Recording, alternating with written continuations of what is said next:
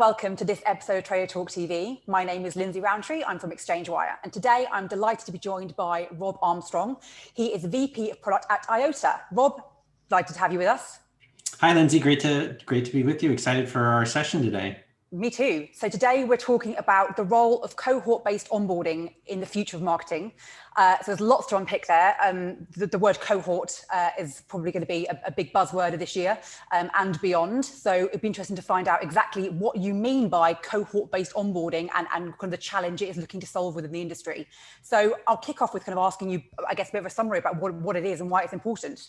Sure, yeah. So as we all know, there's a lot of shifts happening in the digital ecosystem with regard to privacy and a cookieless world, although it's not as soon as we were planning as early as last week. There's still very much a big change coming to how advertising works across the internet. And so as we think about the challenges that agencies and brands have in reaching audiences, the cohort solution is one that taps into first-party data in a novel way that unearths quite a bit of value that is already sitting within the brand's data set. And so it's also something that is well thought out in terms of how the world will look like in the future and something that could be done today.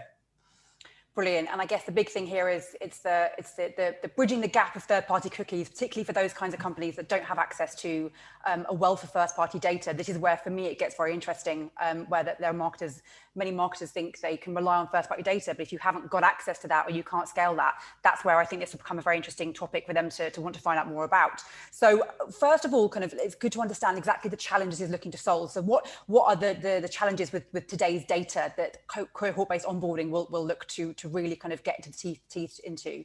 Yeah, so I'd love to maybe share my screen and we could go through a little bit. Please do. All right. There's two main very powerful groups that have quite a bit of impact on how advertising in the internet works. First and foremost is the technology companies that control how we access the internet, how we engage with content. And those are primarily Apple and Google. And so here we see their logos because from two different angles, with Chrome, we know that there's a plan to get rid of cookies, but there's also a plan to support alternative advertising use cases and components. The first sort of advent of a cohort has come out of the privacy sandbox, and Flock is the first of a number of different proposals that we're very excited about in terms of enabling cohort-based advertising. The other is Apple's approach to privacy being a very prominent leading image of their brand, and is an effective strategy considering their battle with the big tech titans and trying to differentiate themselves. And so we've seen Apple clamp down on the IDFA, and this is something that they're looking to continue to do.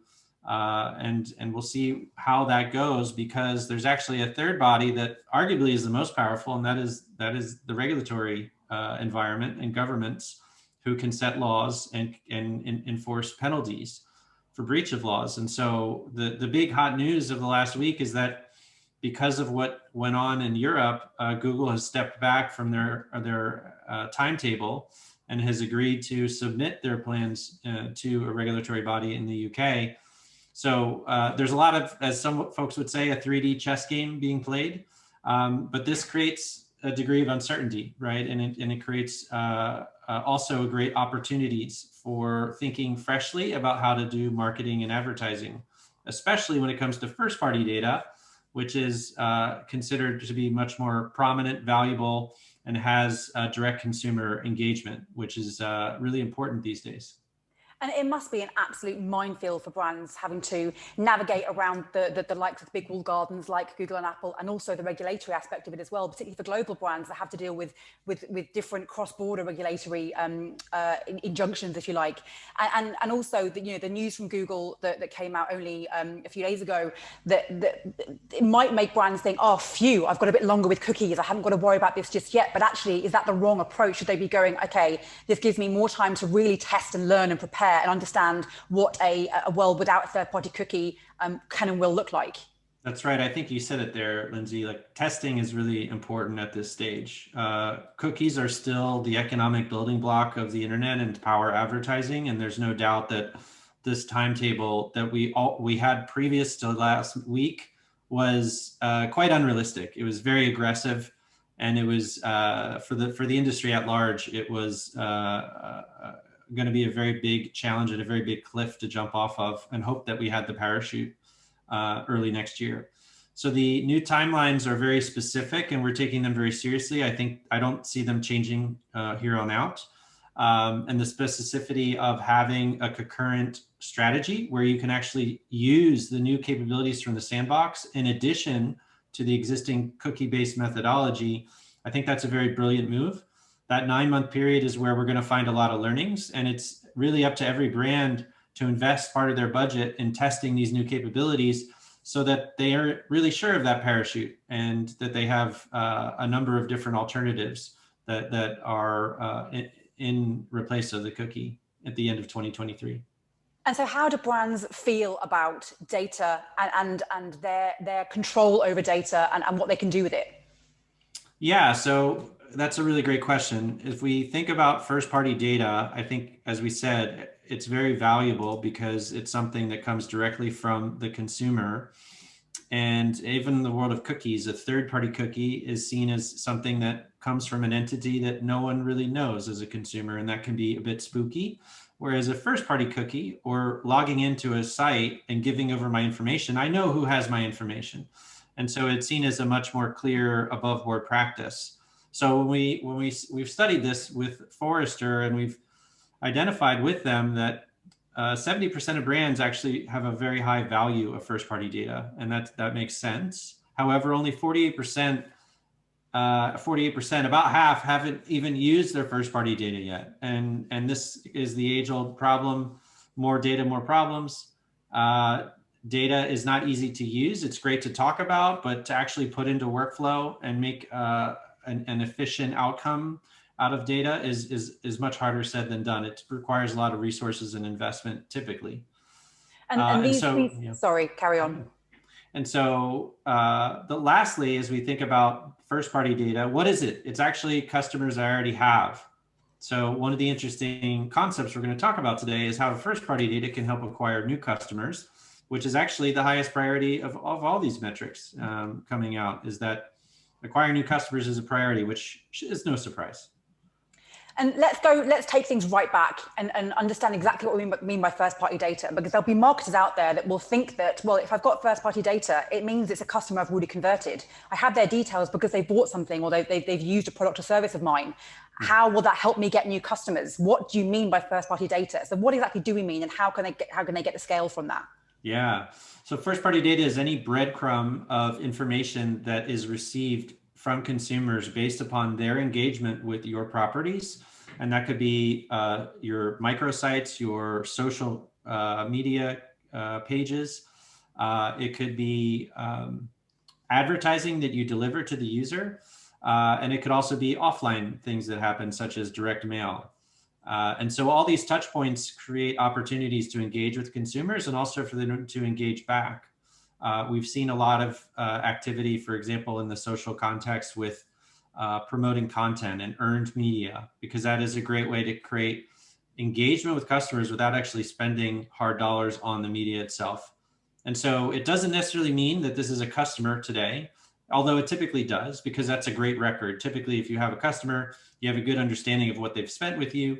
And in the registration process, they're providing a lot more information than just someone who visits the website.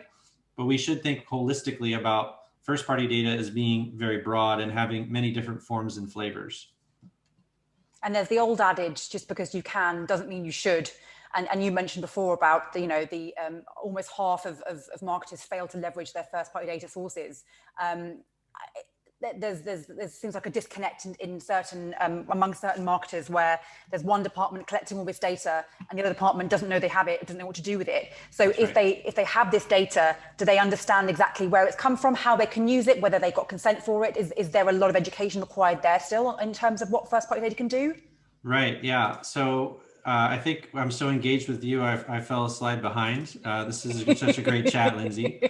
But just real quick, so we don't skip over, here's a few views of what type of data we're talking about in terms of the construct or collection.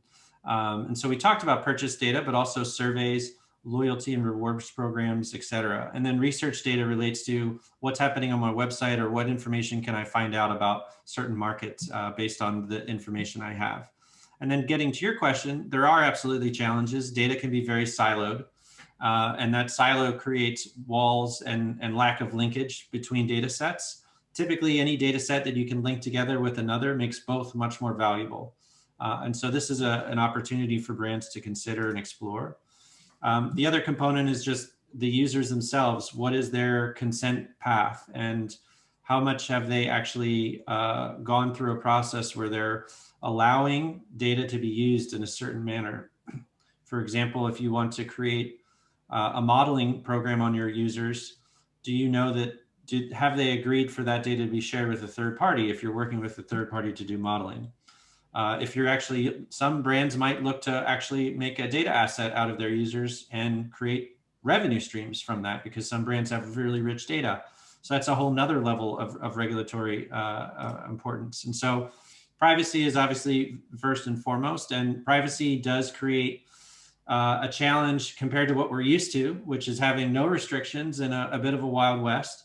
And so these considerations make for data to be potentially challenging in terms of scale. But the data that does come in and does have these tight controls on how they were acquired does create really rich opportunities with that data, because it's very accurate and it has above board ethics to be used and with confidence by the brand. And I guess this is where the cohort-based onboarding comes into play, right? Because it's for those marketers that necessarily need to fill that gap, the yawning chasm that third-party data may well leave with them, where they've been able to target, using broad brushstrokes and kind of many different types of audiences. Then they won't have that ability to be able to do that any further. They feel they can't get the scale with first-party data.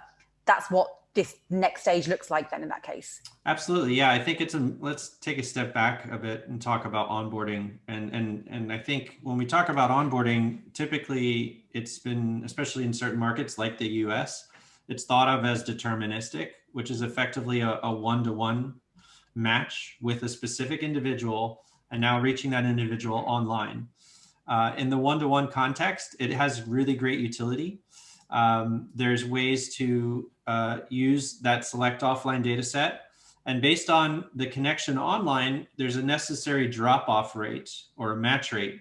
So one of the challenges is that I only get a subset of the actual users or customers that I have today through that process. But once I have them, I can reach them very targeted manner, and that's very effective for certain strategies. So drawing a distinction between deterministic onboarding and cohort onboarding, there's a sense in which cohorts are based upon a cluster of users, which doesn't need an individual identifier such as an email address or phone number. And since there's no need for that type of level of PII data, you can actually use a much broader set of data in your system. So we talked about website activity, we talked about research information, survey information. This doesn't necessarily come with email address and certainly not purchase level information. So there's a sense in which there's a lot of data that's left on the table with deterministic, whether it's the match rates or the fact that it's narrowed to those with a deterministic identifier. So opening up that lens, so to speak, allows for all offline data sets to be used. And it also goes after a bit of a different type of individual. Instead of reaching those who are already in your system, you're actually using that data, your first-party data, in this offline context to go after those who are very similar and the most likely to be the existing customers you already have. And that can be very powerful for that metric we showed earlier, that 71% of brands looking to get more customers. If I don't have the customer today and I want to get them, deterministic onboarding doesn't really help me do that. It helps me reach and engage and cross-sell. And we'll talk a bit more about that later. And just from my understanding, where do cohorts sit in relation to probabilistic data? So we used to always talk about deterministic versus probabilistic, and everybody wanted deterministic and thought probabilistic wasn't good enough because it meant that they were probably this or probably that. Where do cohorts sit? Are they the same as probabilistic? Are they somewhere in between? Right. So there is a sense in which it is a probabilistic approach, given that we're reaching a group of users who have very high indexing similarities. So for example, I'm reaching sports enthusiasts who are of a certain age group. And in this case, as we're looking at the picture, men, and it looks like maybe they're in an apartment, so they probably are in an urban environment. So this is a type of cohort example where I might know that in this zip code, in this region, with this gender and this type of interest, I could get a very high engagement factor with similar types of folks as what my customer base looks like. So yes, there is a probabilistic nature to it. I think probabilistic versus deterministic, we could probably talk about that for an hour.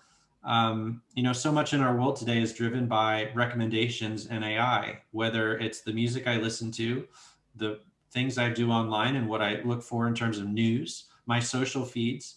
So I've always struggled being in product. Why is deterministic seen as so much better when all around us, probabilistic things are happening to improve our daily life?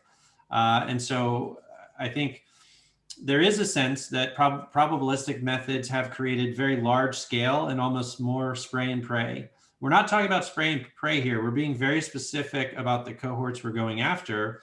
And it's within those cohorts where there is a degree of grouping of users. And so maybe not all are exactly the right fit, but it's still a very scientific method that still gets to a very precise set of cohorts. And that's the goal here, is to get to maximize the budget, maximize the impact of the media spend and investment, and return on that investment with new customers coming in. I see, that makes sense. And so in what scenarios would I use deterministic data versus cohort data? What are the areas in which I can apply them and make the most of them? Sure. So deterministic, as we said, these are customers already in the system. So creating that retention and upsell of the next product line or the fall clothing launch, and you know that they already spent last year, that's a great opportunity. Personalizing content. If you have 9 different things you're selling and you know a subset of your users sell a certain or engaged and have propensity to buy against a type of product line, then that's an effective strategy. And then also trying to upsell them into other categories and expand that relationship of lifetime value. So those are very effective ways for deterministic. But on the cohort side, it's really much more about acquisition of net new, driving down those who may have awareness in the funnel to actually a conversion state, and creating an overall customer experience where they have a deeper understanding of the brand and awareness of the brand. And this is where effective prospecting can be very powerful because it's based on facts. It's based on what really has happened in your data set, what really are the similarities, and using that to then go and acquire new customers. And as you say, I guess it's important, while they both do quite different things, it's important not to silo them because one can certainly inform the other. That's right. Yeah. As we see here, very different approaches. And certainly you would think they're very complementary. But ironically, as we talk about cohort today, and as you said earlier, it's probably a new concept to a lot of folks. And that's an interesting moment in time. And certainly privacy is driving some of this need to think differently. But it's also something that's been around. And I think we're discovering just how powerful it is as we make it available to clients and partners. And so how does this work in the real world then? Yeah, great. Your questions are so well aligned with the slides. You would think we coordinated a bit. I'm a pro at this, you see. You're very good. So talking about Greg's Groceries. So this is a real life example of a company in the UK that has 1.5 million holders of loyalty cards. So they have an understanding of the SKU level purchase data and also where the customer is from, how far they drive to the stores, what stores they frequent at what time of day. These are all very important metrics, as well as just general demographics. So in terms of those spending habits, those patterns, along with the gender of the user and their area of location, which location is a very interesting proxy into lifestyle, net worth, affinity. So putting these things together, was we were able to see a very large activation service. So one of the interesting things about this cohort onboarding, it's similar to deterministic, is you can run this omni-channel across many different types of platforms. And so it's very portable into different use cases and areas to reach users.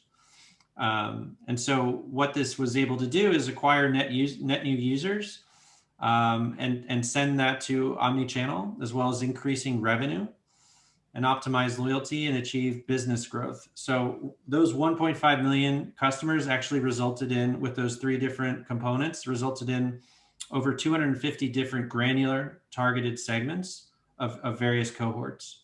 So that's a lot of custom activity happening. And it's much more specific than you can get from a third-party data set, simply those who like to shop at a grocery store with certain products within a grocery store. And so this is really interesting. And I want to, if I'm a marketer now, I'm looking at this and I'm thinking, oh, I must have this data. There must be a way I can get this data or start using it. What are the considerations I need to have? What do I need to, how do I start? Right. So I think it's important to identify the data that you have and understand the nature of it. So one of the important things is, how often is it changing? That frequency of change is important to consider within a cohort strategy. But effectively, there should be an audit, so to speak, of what data is available within my walls and how portable is it. And then from there, there's solution providers that can build that modeling of the data to create the cohort capabilities. And then you need partners to make it available in platforms so that you can go and activate against that data. And so what really are the key benefits of cohort onboarding and how, how it can apply to, from a small company to a large multinational company, kind of how can they make the most of it? Right. So again, I think it's important to draw the line and difference with deterministic, since that's a pretty common framework for folks. Definitely. So with deterministic, we can reach the same customers using PII. It's only available in certain markets. I mean, that's a big component here is if I'm a multinational brand, how can I use all data consistently so that I can learn and optimize? One of the things that's interesting about using data that I've acquired, it may actually drive a lot of strategy around what data I should go and acquire in addition as a first party. What should I ask for? How should I create programs to acquire more first party data? So the more narrow, the more fragmented that strategy is based on how you can test the data, the harder it is to create a holistic approach that works across all markets. And with deterministic, also along with the country component, is it's very hard to scale. And in certain markets, it's very, very hard to get that consent and opt-in. And those requirements likely aren't going to get easier. They're likely to get harder with the way the pendulum is swinging on privacy. So with cohorts, we can reach new customers and prospects, and it doesn't need PII. I mean, that's a huge opportunity to expand the data set that you're thinking about, and then make it much more holistic from a global perspective. And last but not least is that cohorts today are still using the IDs of today in the industry. So you can build a cohort model. Effectively, it will still use some form of cookies, mobile IDs, because that's what we're using today. But what's really exciting and what's got us very hopeful and eager for the future is what's coming out of the privacy sandbox and the consistency of the cohort methodologies that are being discussed within proposals like Fledge and Flock. And so the future is very bright, and it's something that we're very excited about at Eyeota. So the development of cohort, because it's democratized to a degree, and there's lots of different companies, lots of different types of people that are working to build this technology and remove our reliance on a third-party cookie, it means that actually cohorts are being future-proofed with each passing day. As new regulation, new things come in, the cohort is adapting and evolving as it should do to be able to cater to what the current needs are. That's right. And so so you're not saying get rid of deterministic, focus on cohort. You're saying there should be a healthy balance of the two? Yes, I would say at both ends, absolutely. And I think that it doesn't necessarily need to start globally. It could start in certain markets, and it doesn't need to start with all data. It's good to iterate on these things. But given the prominence of deterministic onboarding, it seems like we have quite an imbalance in the industry right now in terms of all eggs in one basket, and that basket has some holes in it, and they're not closing. They're not getting stitched up. Brilliant. I mean, that's been a really interesting conversation. Thank you. I've learned a lot from that myself. I understand a lot more about cohorts versus deterministic now, and hopefully our audience will too. Thank you very much, Rob, for joining me today. Thanks, Lindsay. It was a pleasure. Likewise. And this has been Trader Talk. We'll see you next time.